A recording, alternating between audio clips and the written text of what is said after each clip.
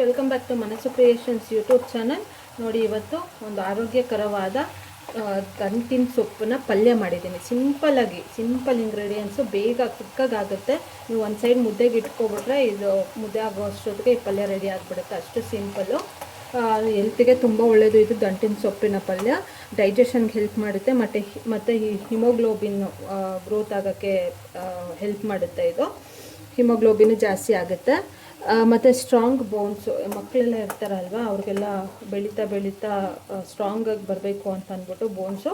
So ಇದನ್ನು ಮಾಡ್ಕೊಡೋದ್ರಿಂದ ತುಂಬ help ಆಗುತ್ತೆ. ಸೊ ಇದು ಹೆಲ್ತ್ಗೆ ತುಂಬ ಒಳ್ಳೆಯದಾಗಿರೋ ಅಂಥ ಸೊಪ್ಪು.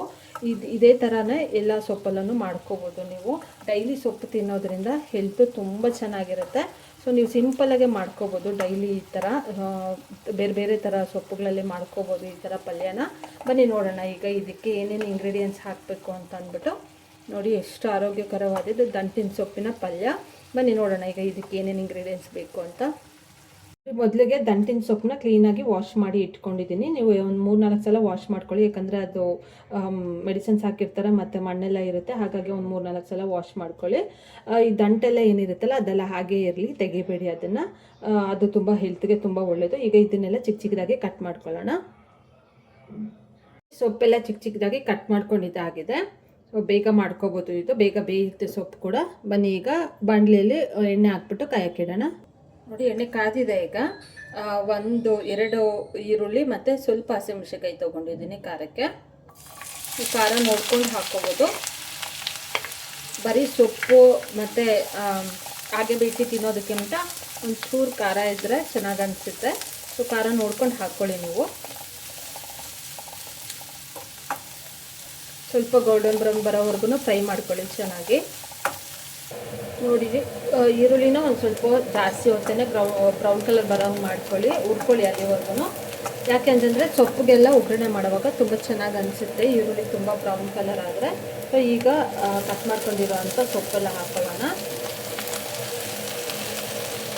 ಅದಕ್ಕೆ ನೀರೇನು ಹಾಕುವಂಥ ಅವಶ್ಯಕತೆ ಇಲ್ಲ, ಸೊಪ್ಪೆ ನೀರು ಬಿಟ್ಕೊಳ್ಳುತ್ತೆ. ಸೊ ಹಾಗಾಗಿ ನೀರೇನು ಹಾಕೊಳ್ಳೋಕೆ ಹೋಗಬೇಡಿ.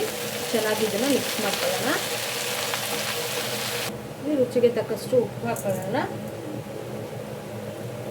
ಉಪ್ಪು ಹಾಕ್ಬಿಟ್ಟು ಒಂದ್ಸಲ ಚೆನ್ನಾಗಿ ಮಿಕ್ಸ್ ಮಾಡಿಬಿಟ್ಟು, ನೋಡಿ ಸ್ವಲ್ಪನೂ ನೀರು ಹಾಕಿಲ್ಲ, ಆದರೂ ನೀರು ಬಿಟ್ಕೊಂಡಿದೆ ನೋಡಿ ಸೊಪ್ಪು.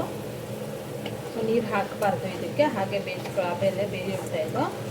ಸೊ ಇದೆಲ್ಲ ಮಿಕ್ಸ್ ಮಾಡಿದ್ದಾದಮೇಲೆ ಒಂದು 3-4 ನಿಮಿಷ ಹಾಗೆ ಬಿಟ್ಬಿಡಿ, ಅದು ಬೇಯ್ಕೊಳ್ಳುತ್ತೆ ಸೊಪ್ಪು.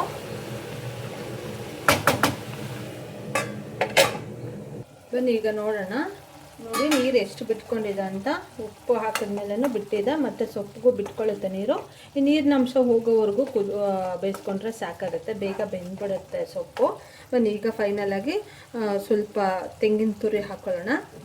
ತೆಂಗಿನ ತುರಿ ಹಾಕ್ಕೊಂಡ್ರೆ ಒಂದು ಸ್ವಲ್ಪ ಟೇಸ್ಟಾಗಿರುತ್ತೆ ತಿನ್ನೋಕ್ಕೆ. ಹಾಗೇನೂ ತಿನ್ಬೋದು, ನಿಮ್ಗೆ ಆಪ್ಷನಲ್ಲು. ಇದು ಬೇಕಾದರೆ ಹಾಕ್ಕೋಬೋದು, ಇಲ್ಲಾಂದರೆ ಓಕೆ ಸ್ಕಿಪ್ ಮಾಡ್ಬೋದು. ಸೊ ಇದನ್ನು ಹಾಕ್ಬಿಟ್ಟು ಒಂದು ಸಲ ಮಿಕ್ಸ್ ಮಾಡಿ ಅಷ್ಟೇ. ನೋಡಿ, ರೆಡಿ ಆಯಿತು ಸೊಪ್ಪಿನ ಪಲ್ಯ. ಸೊ ನಿಮಗೆ ವಿಡಿಯೋ ಇಷ್ಟ ಆಗೇ ಆಗುತ್ತೆ. ಸೊ ಸಿಂಪಲ್ಲಾಗಿ ಮಾಡ್ಕೊಳ್ಳೋ ಅಂಥ ಒಂದು ರೆಸಿಪಿ ಇದು. ಸೊಪ್ಪಿನ ಪಲ್ಯ ಡೈಲಿ ತಿನ್ನೋದ್ರಿಂದ ಹೆಲ್ತಿಗೆ ತುಂಬ ಒಳ್ಳೆಯದು ಇದು. ಸೊ ನೋಡಿ, ಒಂದು ಸಲ ಟ್ರೈ ಮಾಡಿ ನೋಡಿ ಹೇಗಿತ್ತು ಅಂತ ಅಂದ್ಬಿಟ್ಟು. ನಿಮ್ಗೆ ಇಷ್ಟ ಆದರೆ ವಿಡಿಯೋ ಸೇವ್ ಮಾಡ್ಕೊಳ್ಳಿ, ಶೇರ್ ಮಾಡಿ, ಮತ್ತು ಮನಸ್ಸು ಕ್ರಿಯೇಷನ್ಸ್ ಯೂಟ್ಯೂಬ್ ಚಾನಲ್ನ ಸಬ್ಸ್ಕ್ರೈಬ್ ಮಾಡ್ಕೊಳ್ಳಿ. Thank you for watching friends.